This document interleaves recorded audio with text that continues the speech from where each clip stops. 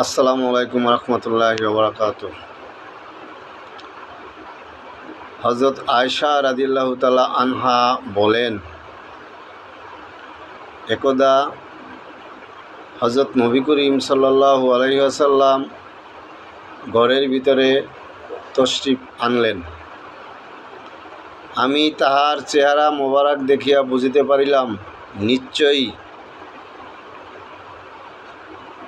গুরুত্বপূর্ণ কোনো ব্যাপার দেখা দিয়েছে।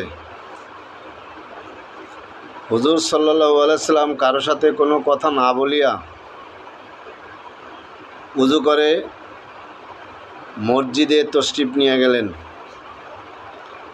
আমি তাহার কথা শোনার জন্য ঘরের দেওয়ালে গা ঘেঁষিয়া দাঁড়াই গেলাম।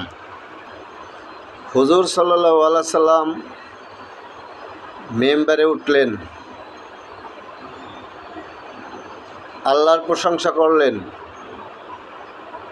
এবং সবাইকে বললেন, হে লোক সকল, তোমরা শোনো, তোমরা সৎ কাজের আদেশ এবং অসৎ কাজের নিষেধ করিতে থাকো, নতুবা এমন সময় এসে পড়বে তোমরা আল্লাহর কাছে দোয়া করবে, আল্লাহ দোয়া কবুল করবেন না, আল্লাহর কাছে সওয়াল করবেন, আল্লাহ পূরণ করবেন না।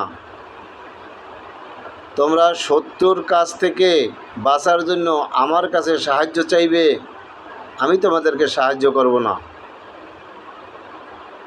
হযরত মুহাম্মদ মুস্তাফা সাল্লাল্লাহু আলাইহি সাল্লাম এই পবিত্র কথাগুলো বলে মেম্বার থেকে নামিয়ে আসলেন। আল্লাহ তাআলা আমাদের সকলকে সৎ কাজের আদেশ, অসৎ কাজের নিষেধ করার তৌফিক দান করুন। আমিন।